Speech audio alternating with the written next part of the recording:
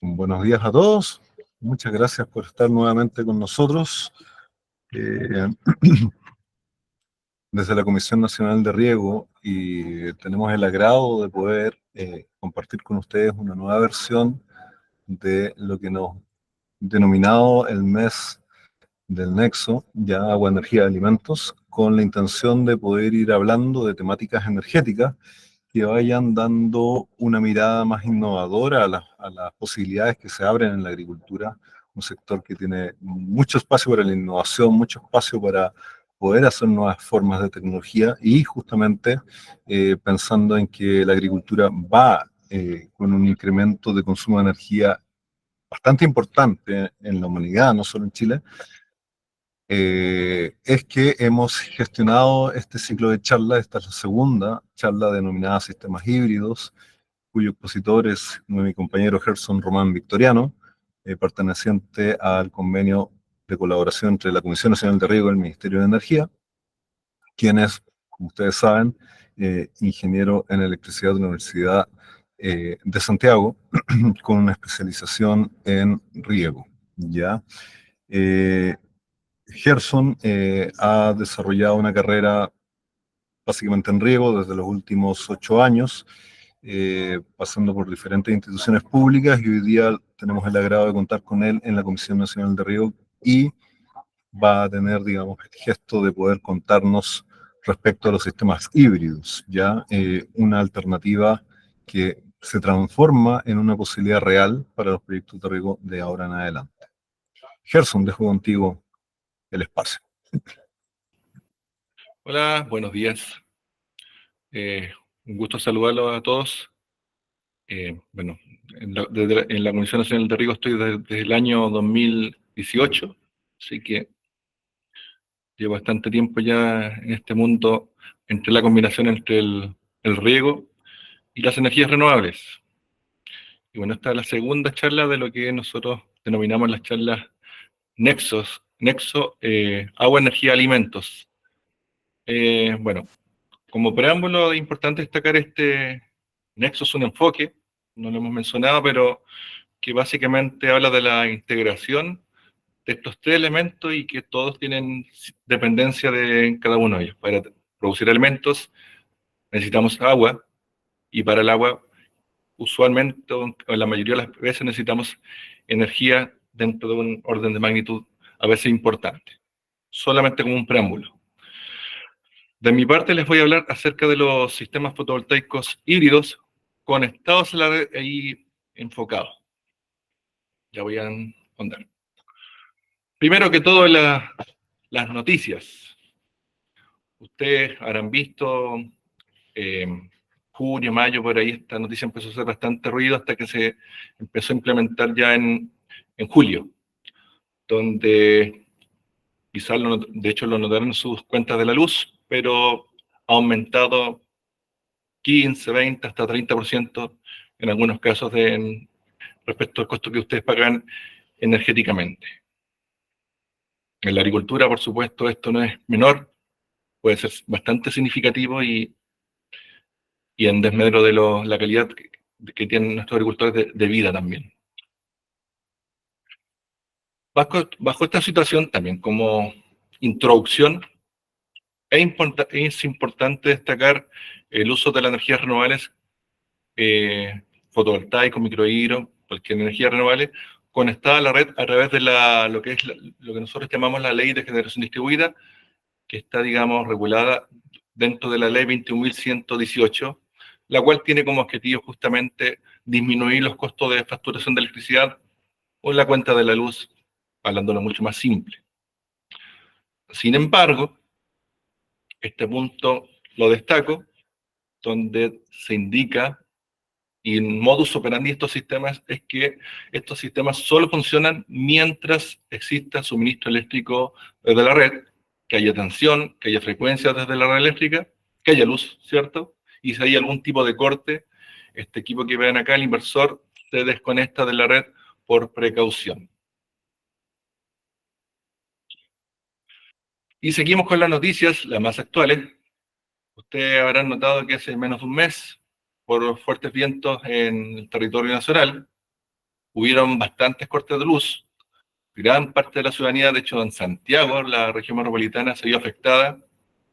Y de hecho, si no me equivoco, aún hay zonas que no tienen suministro eléctrico, lo cual, bueno, llevó un declive, hay reclamos, estuvo interviniendo el ministro, viendo cómo compensar estos suministros, demandas a Enel, y en otras ciudades del país, CGE, etcétera, también tuvieron varios efectos.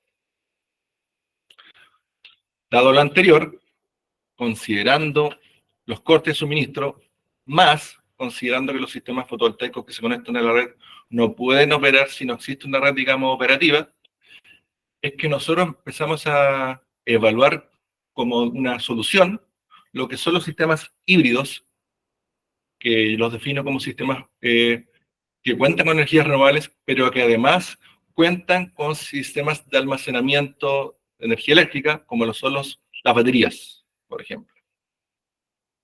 Esto está regulado vigentemente desde el año 2022, dentro del el instructivo técnico que desarrolló la SEC, el reglamento RGR, Reglamento de Generación Residencial número 6 del 2021, el cual, en resumen, acota todos los requerimientos de diseño, ejecución, inspección y mantención de las instalaciones de almacenamiento de energía a través de baterías en instalaciones eléctricas que se comuniquen a la Superintendencia de Electricidad y Combustibles, o SEC.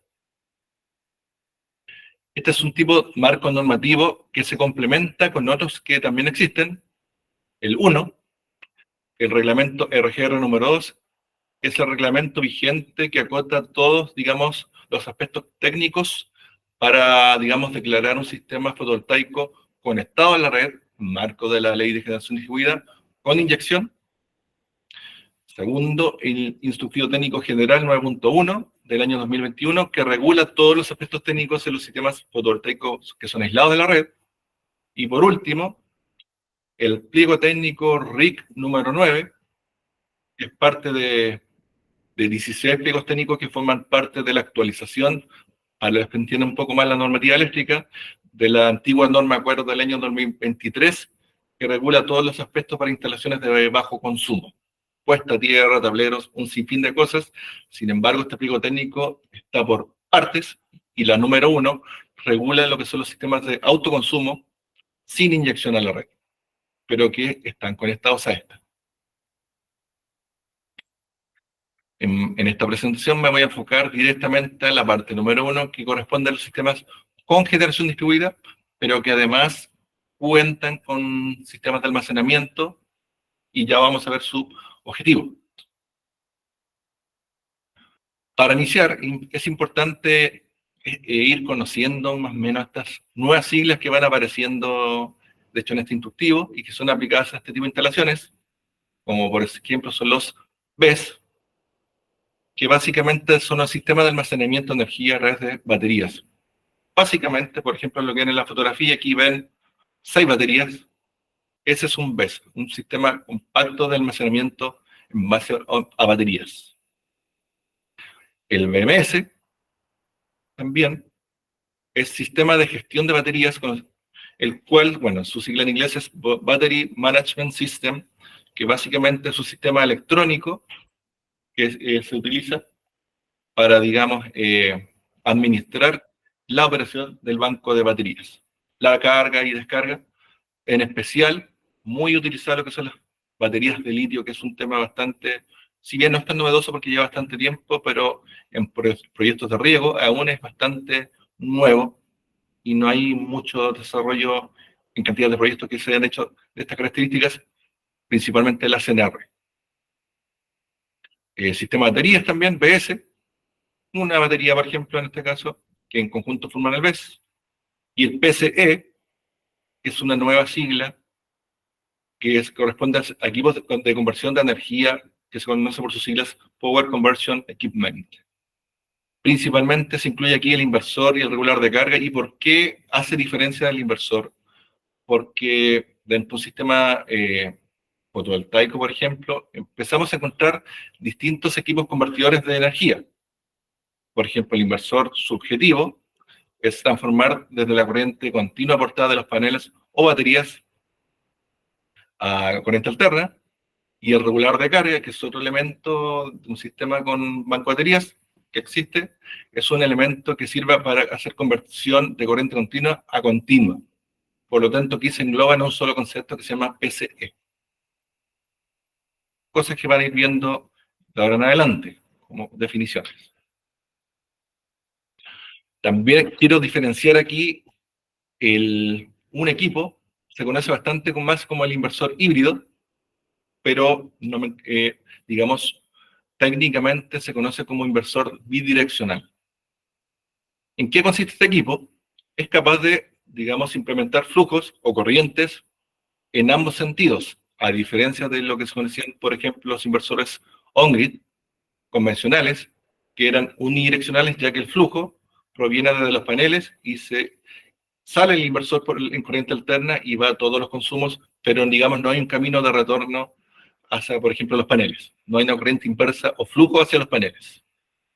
Este inversor, a diferencia del que les mencioné, unidireccional, cuenta, por ejemplo, con ingreso de corriente continua, de entrada a los paneles, de entrada de las baterías, salida de corriente hacia las baterías, entrada, por ejemplo, en corriente alterna, que puede ser, por ejemplo, por un generador, un grupo electrógeno, y salida en corriente alterna hacia la red, como tal. Entonces, es un equipo más complejo, con más elementos, más entradas, y de hecho aquí se destaca el elemento, lo que es el puerto. Y donde nosotros principalmente vamos a encontrar en lo que es la componente de corriente continua, entradas, por ejemplo, para fuente de energía renovable no convencional y para fuentes de redes de almacenamiento. Y en el caso de los puertos de corriente alterna, un puerto de corriente alterna principal, que es usualmente utilizado, por ejemplo, para los consumos, para la casa, lo que ustedes deseen. Otro, para otra fuente secundaria, que puede ser, por ejemplo, un generador diésel. Y por último, destacar aquí también un puerto que no existe en todos los modelos de los equipos, pero están varios, que es el puerto para cargas críticas.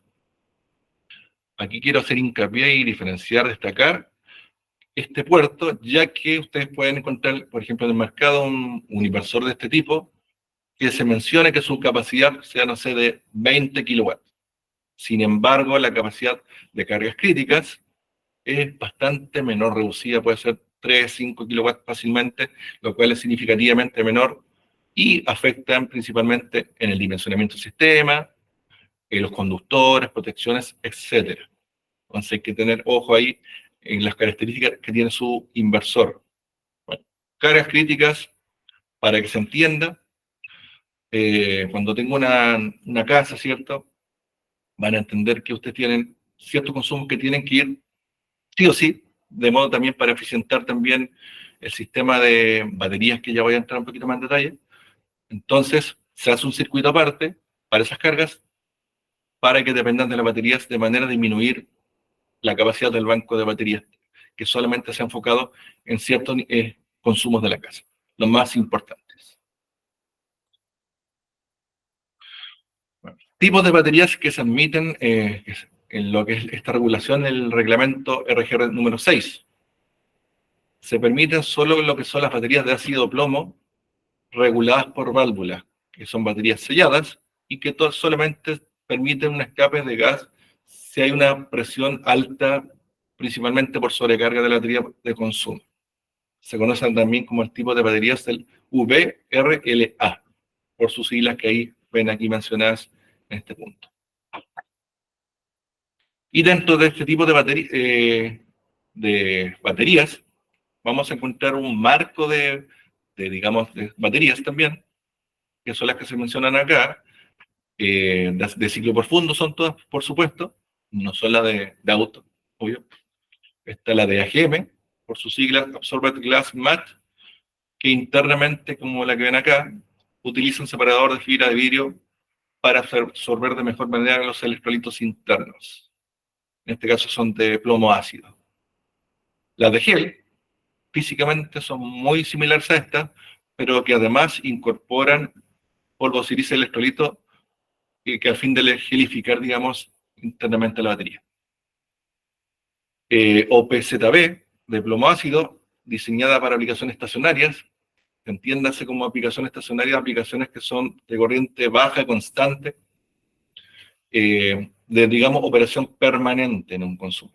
Son bastante recomendadas, tienen una bastante buena vida útil y tienen una descarga del orden de un 80%. Otro tema importante, bueno, que no estoy entrando en detalle al hueso de cada batería, pero principalmente, por ejemplo, estas baterías de AGM, gel y monobloc que les voy a mencionar después, se sugiere descargar hasta un 50% de su capacidad y volver a recargarla para proteger esta batería a lo largo de su ciclo de vida.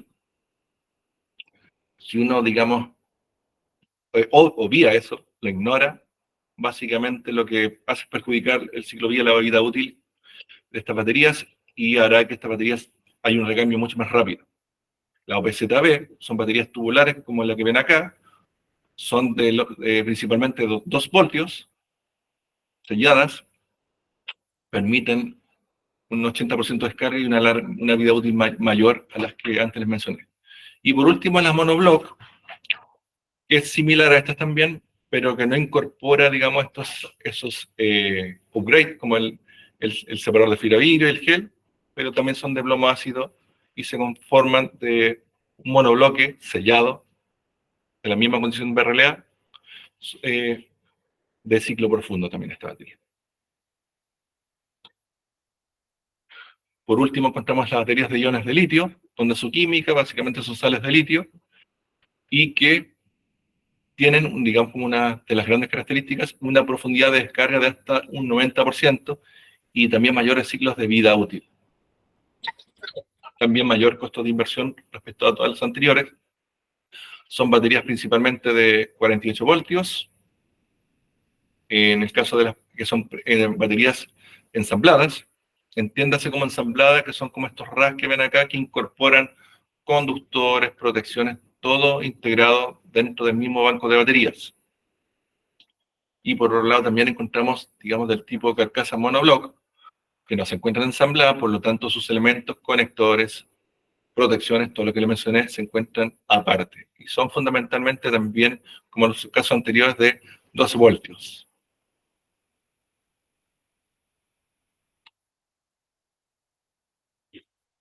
En cuanto a la compatibilidad con los sistemas de generación distribuida, estos sistemas, el uso de las baterías básicamente permite maximizar el autoconsumo de la energía fotovoltaica y dado la situación que hemos tenido últimamente como dato, tener un respaldo energético en caso de cortes de suministro cuando este sistema opera en modo de isla interna.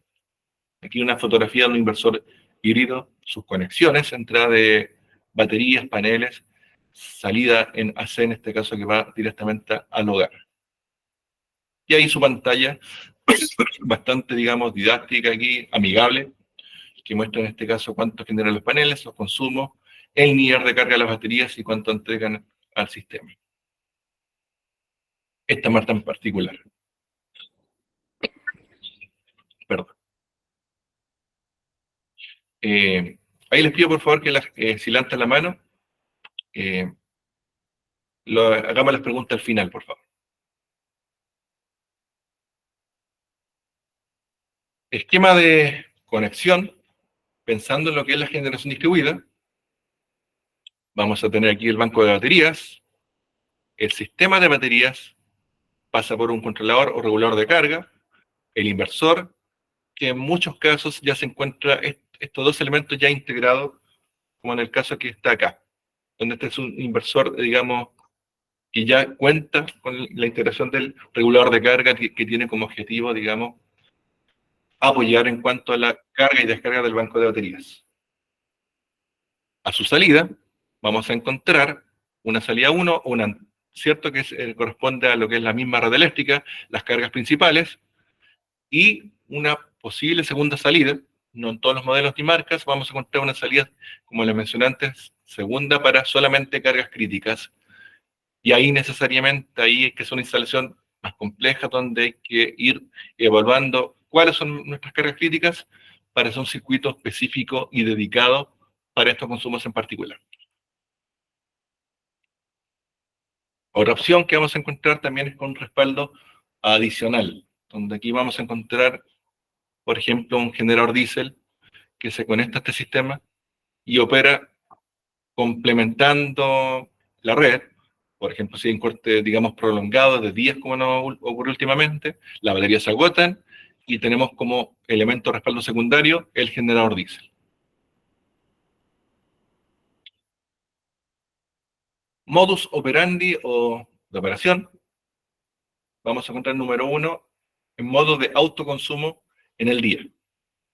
¿En qué se caracteriza? Bueno, las flechas rojas indican hacia dónde va el flujo eléctrico o la corriente, para que sea más sencillo.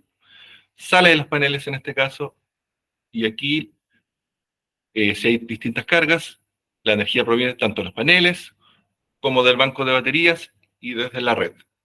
Aquí usualmente lo que se suele hacer es maximizar el uso del banco de baterías para minimizar en lo más posible el consumo desde la red. Y bueno, si falta aún más energía, se puede también, digamos, complementar aún más con la red eléctrica. Bueno, y en caso contrario, de hecho, si hay inyección a la red porque genere tanto y almacene tanto y mi consumo es menor, se puede implementar también se puede hacer la inyección de energía hacia la red. Y opera igual que el net billing que hoy existe, con un medidor bidireccional, donde cuantifica la inyección y se descuenta la facturación eléctrica al mes siguiente. Y el modo autoconsumo de noche, bueno, en este caso no contamos con los paneles, contamos con el banco de baterías y la red, y se maximiza el autoconsumo, y una de las aplicaciones usuales que se implementan es para reducir la tarifa en el periodo punta. Hay tarifas más como la tipo T4, punto 1, punto 2, punto 3, entre otras, que tienen distintos costos en periodo punta, el cual corresponde a los meses de abril, septiembre, entre las 6 y las 10 de la noche.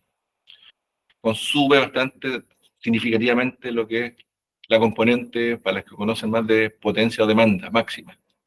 Entonces, una manera para ir reduciendo esa componente es a través de un banco de baterías, y se suele utilizar en este modo de operación.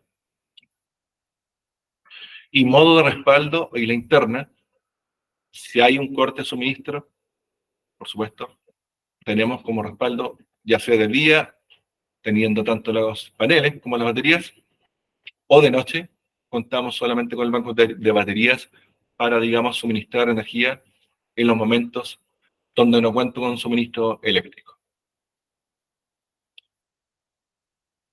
Ya resumiendo y contando un poco las características de los sistemas sin almacenamiento y con almacenamiento. Sistemas de sin almacenamiento, generación distribuida convencional, como se ha hecho principalmente hasta el día de hoy.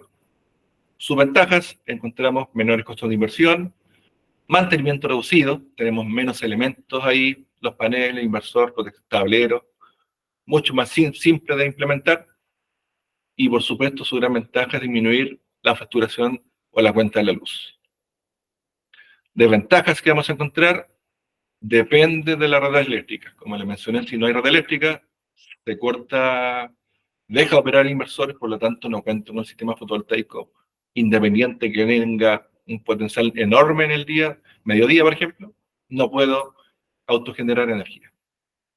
Por lo tanto, no aseguro suministro energético continuo, ya que ante corte de suministro o incluso problemas de la calidad de suministro, bajo voltaje o frecuencia y voltaje sobre lo que dice la normativa, también el inversor se desconecta. En los sistemas de almacenamiento, ¿qué ventajas vamos a encontrar? Lo contrario, tenemos ya lo que es posibilidad de tener una independencia energética. Son sistemas modulares, bancos de baterías modulares, que a medida que yo sumo o descuento baterías, puedo, digamos, maximizar una independencia energética dependiendo de los días que yo quiera autonomía, si quiero una o una semana. Yo veré lo que quiero y cuánto también aguanta mi bolsillo. Optimización de la energía en casos, por ejemplo, que contamos con horario punta, como les mencioné en la lámina anterior. Reducción de la dependencia de la red y también disminución de la facturación eléctrica. Como desventajas encontramos mayores costos de inversión respecto a los sistemas sin almacenamiento, mantenimiento y reemplazo de baterías, que hay que hacerlo a largo tiempo. Baterías de plomo ácido usualmente se reemplazan 5 o 7 años. Baterías de litio se prevé, se promete, según los fabricantes, que pueden durar hasta los 15 años y más en algunos casos. Pero también son sistemas más complejos, ya que son sistemas más equipos. Estos equipos se intercomunican entre ellos, el inversor, las baterías con el BMS, hay más complejidad en su conexión, más especialista con mayor conocimiento en este tema, pero tiene todas las bondades que le mencioné anteriormente. Y resumiendo, sistemas sin almacenamiento, recomendados, sugeridos para quienes buscan una solución más económica, sencilla y con seguridad de suministro. O sea, saben que la luz se le corta muy pocas veces al año o cuentan un nivel, digamos, una calidad de suministro bastante buena, un buen rango de voltaje y de frecuencia. En el caso, perdón, aquí los sistemas con almacenamiento, aquí en detalle, son para quienes buscan un mayor control, seguridad e independencia energética, dispuestos claramente a asumir un mayor costo de inversión y un sistema más complejo. Por último, quiero aquí mostrarles un ejemplo. Durante el año pasado, yo con mi colega Bastián fuimos gracias a la SEC, nos coordinamos una visita a terreno a una fiscalización que ellos hicieron de un sistema de estas características. Este está implementado un sistema residencial en la comuna de Padre Hurtado, en la región metropolitana. Se declaró a la SEC el año 2023 una potencia instalada en paneles de 4,4 kilowatts peak. Si mal no recuerdo, eran 8 paneles de 550 watts peak. Potencia al inversor híbrido, en este caso, 5 kilowatts. Y el banco de baterías correspondía a una sola batería de 4,8 kWh de tensión 48 volts y de litio. El diseño de lo que nos comentaba el instalador, el objetivo era tener una independencia energética del orden de 8 horas de la red, ante cortes que hubieran de suministro. Su modo de operación era, en este caso, de respaldo para toda la residencia. Costo de inversión de este proyecto completo, incluyendo la caseta construida, era de casi 9,5 millones de este proyecto, lo que nos mencionó en este caso el instalador. Y hay algunas fotografías, por ejemplo, la caseta, tablero fotovoltaico, el tablero general acá, un seccionador aquí en este caso el tipo de operación era manual. ¿A qué me refiero? Que si hay un corte de suministro, tenía que ir el usuario, iba aquí a este tablero, movía esta perilla y el sistema podía operar de manera de isla local. No tenía un sistema de automatización ante corte de suministro, para que operara de manera directa con las baterías. Una foto aquí del rack del banco de baterías. Como ven, este es el banco de baterías, es el rack, que aquí permite por lo menos 4 bancos de baterías similares, haciendo crecer aún más la independencia energética. Tablero fotovoltaico, tablero residencial, donde aquí se encuentra la parte, digamos, del backup o respaldo. Y los otros elementos que son iguales a lo que son un sistema con generación distribuida convencional. En este caso, no contaban con el medidor bidireccional porque está en etapa de fiscalización, pero ya se encuentra, digamos, implementado y opera con las mismas reglas del juego de un sistema con NetBilling. Eso, estimados, espero que le haya sido amena esta presentación y, por ejemplo, de utilidad pública.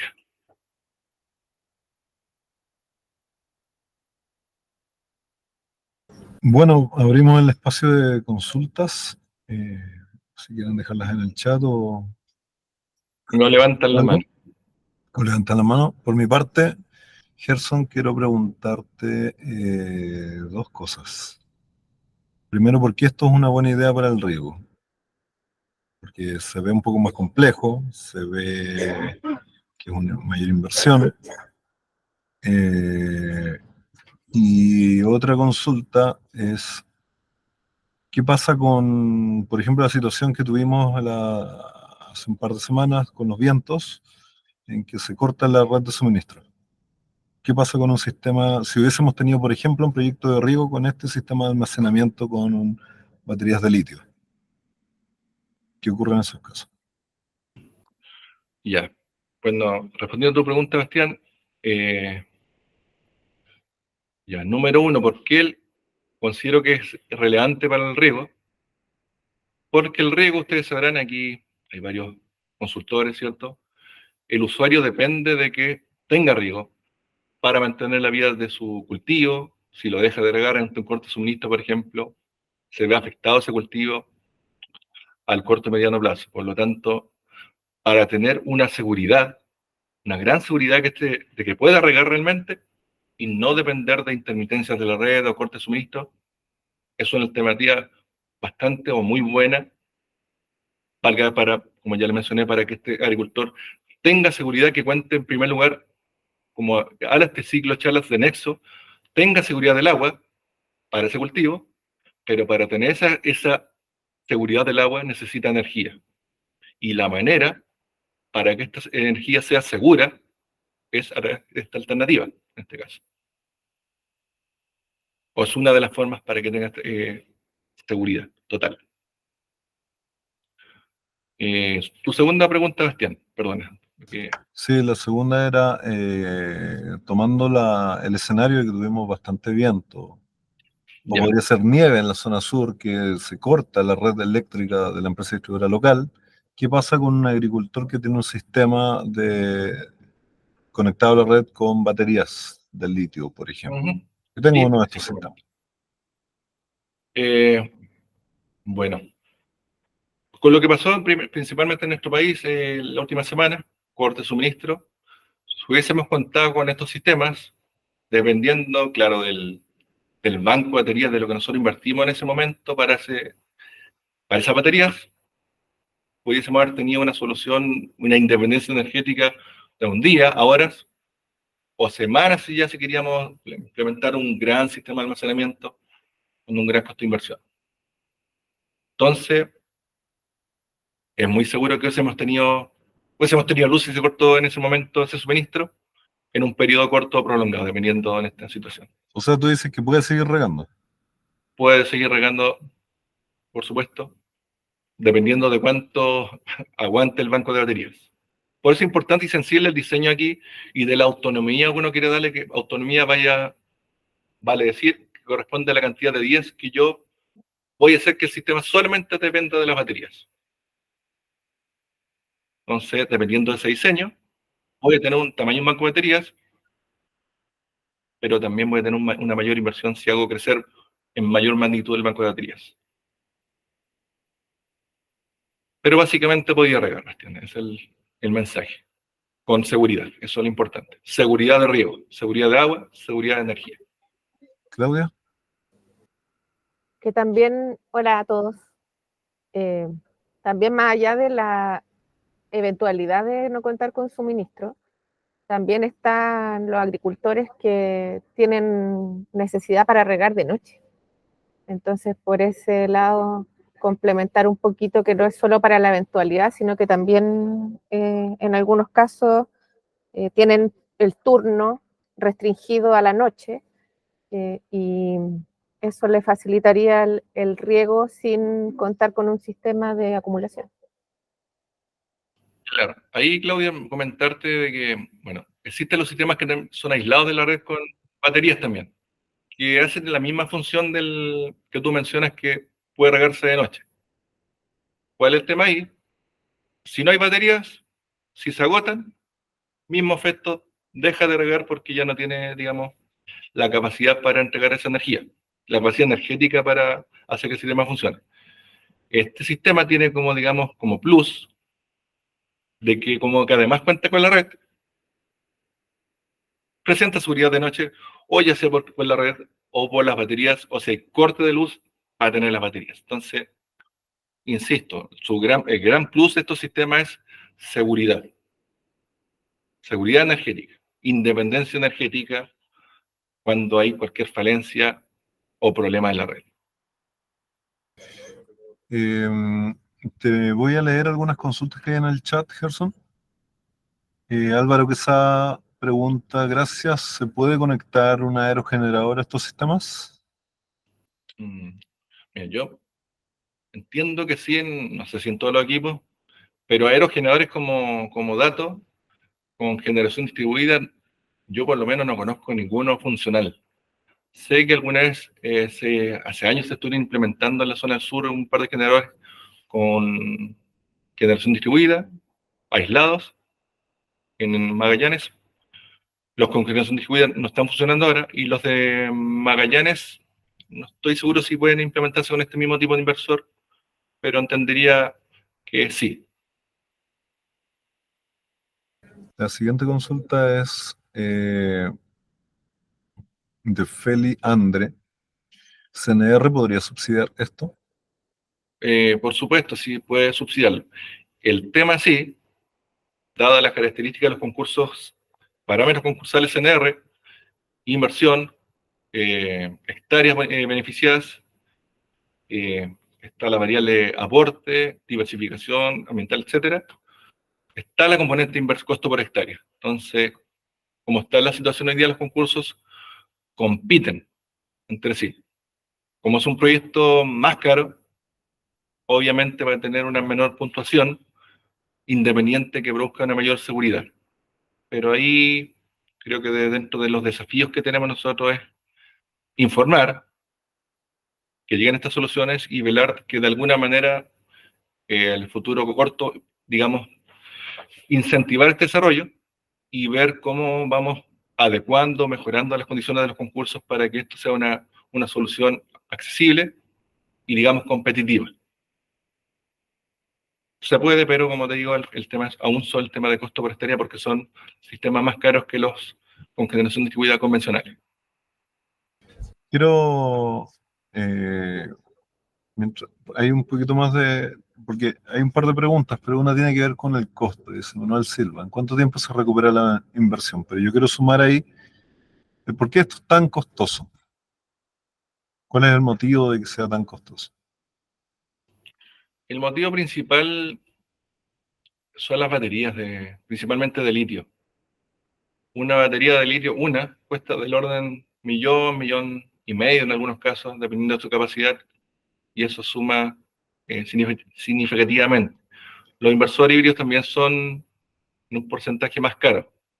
Por ejemplo, un inversor 3 kilos híbrido costará de la misma marca, mismas especificaciones, 1.300.000, 1.200.000 por ahí, y uno unidireccional o solamente para inyección cuesta 600 lucas, 700 lucas. También va a ser más complejo para el instalador, más conexiones, más tablero, entonces todo suma. Baterías, inversor, conexiones, instalación, hace que esto tenga un costo mayor.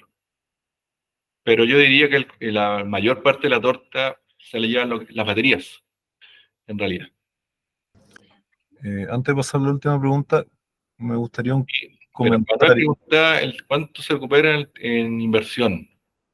Para serte honesto, Manuel, no he hecho ese análisis, pero entiendo, según lo que hablan los especialistas, en instalaciones bajas, del orden sobre los 10 años. Bajas, digamos, bajo 10 kilowatts. Ya, pero ahí quería sumar un poco de... Eso es relativo. La respuesta en general es relativa porque en la medida que sube la cuenta de la luz, esto se paga en menos tiempo. Y en la medida que también es más utilizada por corte, que se hace más impactante el sistema también. Justamente, pero por eso lo que quería decir es preguntarte es cómo ves la tendencia de instalación de estos sistemas en Chile. ¿Qué va a pasar con esto? ¿Va a ser una tecnología que va a avanzar o va a quedar con pocos proyectos por ahí o qué? Yo creo que estamos en un momento en que, de hecho, mucha gente, colegas, de hecho, están tomando conciencia ¿Cómo partí con las noticias? Número 1, subió la cuenta de la luz. Pucha, ¿qué hago para pagar menos? Empezaron recién a pensar seriamente los sistemas fotovoltaicos que se conectan a la red. Ya lo vieron una buena solución porque acá va a subir la cuenta y con esto, digamos, el aparato mucho menos. Y como tú dices, Bastián, buen aporte ahí, como la luz aumenta del orden de un 20-30% de julio, o sea, el impacto de la generación distribuida es aún mayor. Entonces, un proyecto que antes se pagaba en 7 años, por los costos, digamos, del aumento de tarifa, en 5 años. Entonces, es súper positivo y la gente tomó conciencia de eso.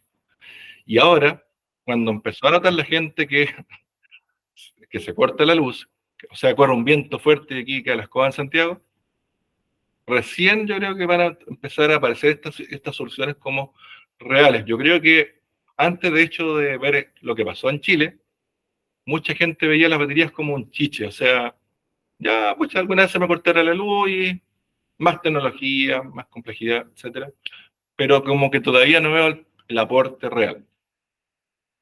Pero, sobre todo, y volviendo a Santiago, incluso aún más en los proyectos de riego, el riego, bueno, los proyectos de riego suelen utilizarse en instalaciones eléctricas rurales, con menor seguridad de suministro eléctrico, con mala calidad de suministro de voltaje, entonces se les pasa cortando, se les desconecta el inversor en muchos casos, entonces ellos no tienen seguridad.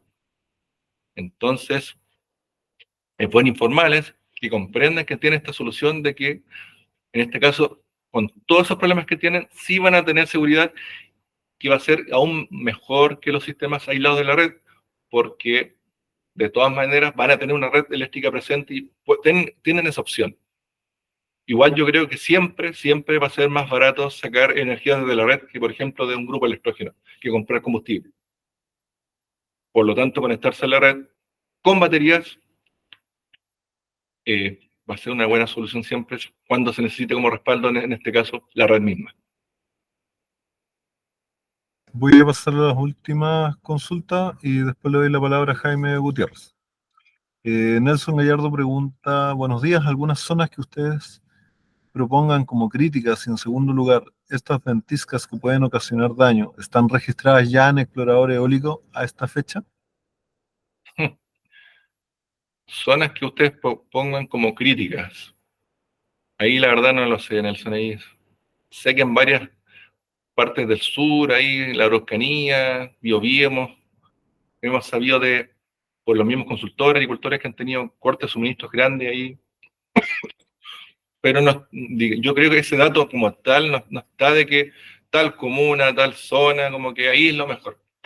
Depende del caso a caso, de hay que irlo viendo por situación.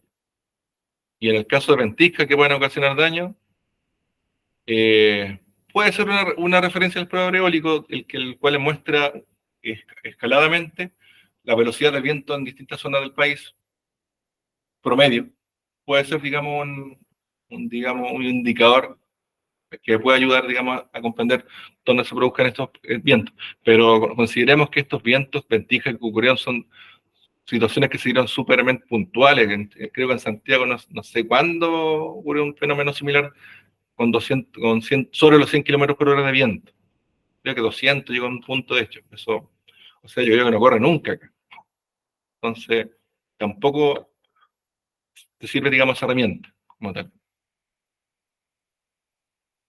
Ya. Jaime, por favor. Hola, Bastián, Gerson, buenos días. Buenos días. Para las regiones del norte, Antofagasta, Atacama, que es donde me toca trabajar, obviamente la generación con energía fotovoltaica es súper bien valorada. Hay un elemento sí que me está haciendo ruido en términos de que resulta un tanto, genera dudas en quienes están tomando la decisión, en nuestros productores, de implementarlo o no, que es la duración de las baterías. ¿Ya? Probablemente han tenido mala experiencia o sus vecinos, producto de a lo mejor errores de instalación, errores de manejo, o las baterías tienen una vida útil, por supuesto, como cualquier batería. Entonces me gustaría que hicieran mención somera en términos de cuáles son los factores claves para sacar el máximo rendimiento de una batería que sabemos que tiene una vida útil también proyectada, digamos. Pero me parece que un elemento central para nuestros productores que hoy día están tomando la decisión o no de generar con paneles. Gracias, Jaime. Ahí, bueno, depende esa frase es súper común, pero depende del tipo de batería. Ahí mucha gente desconoce un poco cuál es el objeto o para qué está más o menos más optimizada un tipo de batería. Por ejemplo, la GM, su fuerte, digamos, su plus, está hecho, por ejemplo, para funcionar en climas más fríos, pero su gran plus es para aportar una gran corriente en corto plazo. Por ejemplo, las bombas, los motores. Los motores tienen un pic de partida grande y una batería de esas características permite tranquilamente hacer esa descarga alta en momentos. Y bueno, ¿qué me repercute eso respecto, por ejemplo, a una tipo gel para climas más cálidos, pero que no permite una alta descarga de corriente como pic? Si yo implemento una gel, también me hace encender el motor, no es problema, pero eso afecta la vida útil de la batería porque no es subjetivo. Entonces ahí tú tienes un punto. Y hay detalles, por ejemplo, desde la ventilación, o sea, una batería mal ventilada, que opera a mayor temperatura de la que se le permite, también reduce significativamente los ciclos de vida de esta batería. Desde malas programaciones también, por ejemplo, yo le mencioné que las baterías plomo ácido, de gel, AGM, etcétera, están diseñadas por una profundidad de descarga del orden de un 50%. Hay instaladores que se les va a hacer detallito, los ponen, no sé, al 70, 80, y también provocan una reducción de su vida útil. Hay esos factores así. Y baterías ya más sofisticadas, la de litio, más segura, es como la batería del teléfono. O sea, es que uno puede descargarla casi completa, 90%, y su vida útil no se ve mermada. Entonces, ya una seguridad grande, de hecho, para estos sistemas es implementar baterías de litio, pero a costa de lo que vale la batería de litio, ese es el tema. Generalmente una batería como la que les mencioné, bueno, la batería de litio y la otra también tienen otro lenguaje, eso es mucho más técnico el detalle, del lenguaje de cómo se venden. Las baterías convencionales dicen batería, no sé, de 200 miliamperios o amperios, ¿verdad? Hay que ahí hacer un cálculo para ver cuánta energía me admite con su profundidad de descarga, entonces cuesta un poquito ver cuánta energía tengo disponible. Las de litio son mucho más sencillas porque las de litio te la venden, por ejemplo, vendo batería de litio de 4,8 kWh. Y si tú le aplicas el factor del 90%, esa es tu capacidad. Y esa es tu seguridad que tienes sin ningún problema. Entonces el lenguaje es mucho más fácil y su vida útil también tiene más ciclos de vida también. Bueno. No sé si respondí tu pregunta completa, Jaime. Sí, no, súper bueno. Gracias. Voy a continuar con lo último. Últimas consultas, Gerson, que están en el chat. Feli André pregunta si hay algún proyecto de estos subsidiado por CNR. Y Riego Banguibuyi, si el inversor híbrido y bidireccional son lo mismo. Felipe Andrés, aún no existe ningún proyecto subsidiado de esta característica por la CNR. Lo mencioné también al comienzo, pero bueno, eso. El objeto de esta charla es informar. Yo creo que tampoco han sido desarrollados en CNR porque tampoco se conocen. Si bien la norma está del año 2022, operativa, igual hay bastante conocimiento de esta posibilidad por los equipos. De hecho, yo creo que muchos han visto que existe el inversor híbrido en el mercado y no saben para qué sirve el híbrido. Pero es para que opere la posibilidad con baterías. Juan Durán tiene el micrófono abierto. Aprovecha también para hacer la pregunta, ¿sí? Por favor. Bueno. Sí, Sebastián. Riego Pañipulli pregunta: ¿inversor híbrido y bidireccional son lo mismo? Usualmente, sí, son lo mismo.